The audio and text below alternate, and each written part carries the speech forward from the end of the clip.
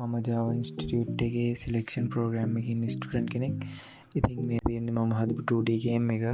ඔයාලට බලා ගන්න පුළුවන් දැන් මේ බෝයි ඉස්සරහට මේකේ රන් වෙනවා. ඉතින් මේකේ නම තමයි The Red Hat Boy Run. ඉතින් මේකේ ප්ලේ කරන්නේ එන්ටර් කී එක ඔබපුවාම මේ බෝයි රන් වෙන්න ගන්නවා. ඒ වගේම ස්පේස් කී එක ප්‍රෙස් කරපුවාම මේ බෝයි මේ විදිහට ෆ්ලේම්ස් වලින් ජම්ප් වෙන්න ගන්නවා. ඒ වගේම වම් අත පැත්තේ උඩින් තියෙනවා පුළුවන් අපේ ස්කෝර් එක. ඉතින් මේ බෝයි දුවනකොට ඒ ස්කෝර් එක වැඩි වෙනවා. ඉතින් මේ ස්කෝර් එක 2000ට ලං වුණාම මේ බෝයි ගේම් එක වින් කරා කියලා මේ විදිහට ඇලර්ට් එකක් එනවා. ඉතින් එතන ඕකේ ප්‍රෙස් කරපු ගමන් අපිව නැවතත් මුලටම ලෝඩ් වෙනවා.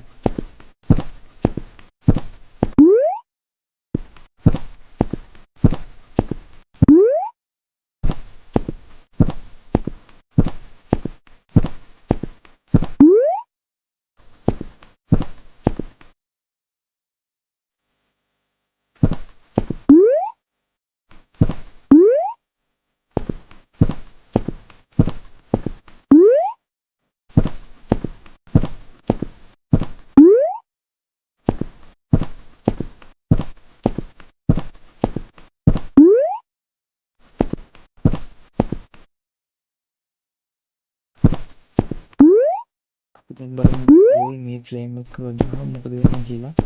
ඉතින් මේ බෝයි මේ විදිහට ජම්ප් කරනවා. මේ විදිහට ෆ්ලේම් එක වදුනහම ඩෙඩ් වෙනවා. ඒ වගේම ඔයාලට බලා ගන්න පුළුවන් උඩින් මේ විදිහට ඇලර්ට් එකක් එනවා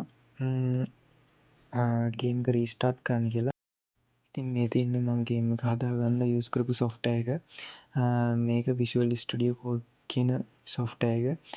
ඉතින් මේකෙන් මම HTML, CSS, JavaScript කෝඩ් තුන හදාගෙන තියෙනවා. මේ තියෙන්නේ මගේ HTML කෝඩ් එක. ඉතින් මේකේ HTML version එක ඒ වගේම HTML එක JavaScript එකට ලින්ක් කරගෙන තියෙනවා. ඒ වගේම මේ තියෙන මගේ CSS ෆයිල් එක.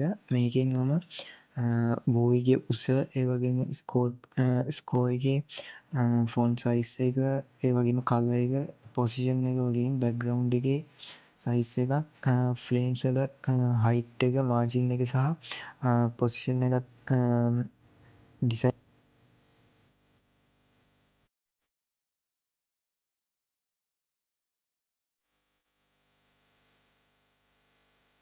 මේ තියෙන මගේ JavaScript කෝඩ් එක. ඉතින් මේකෙන් බෝයිගේ රන් ඇනිමේෂන් එක, ඩෙඩ් ඇනිමේෂන් එක සහ ජම්ප් ඇනිමේෂන් එක සහ බෝයි වින් කරනකොට සහ බෝයි ඩෙඩ් වෙනකොට ඇලර්ට් මේකෙන් තමයි කෝඩ් කරගෙන තියෙන්නේ. ඉතින් මේ තියෙන්නේ ජම්ප් ඇනිමේෂන් එක. මේකේ මේ කෝඩ් එකෙන් ජම්ප් ඇනිමේෂන් එකේ සවුන්ඩ් එක ඇඩ් කරගෙන තියෙනවා.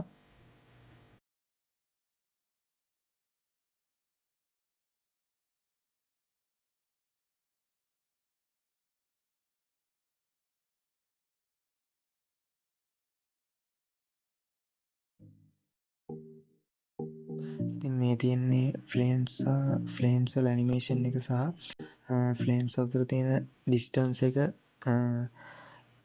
කෝඩ් කරගෙන තියෙන විදිය.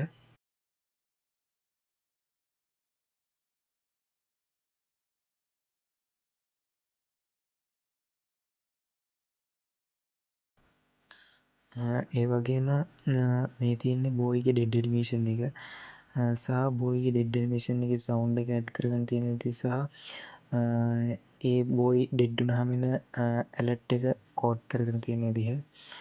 ඉතින් මේක තමයි මගේ 2D ගේම් එකේ සම්පූර්ණ HTML, CSS සහ JavaScript කෝඩ් එක. මම බලාපොරොත්තු වෙනවා මේ ගේම් එක තව ඉස්සරහට ඩෙවලොප් කරගෙන යන්න.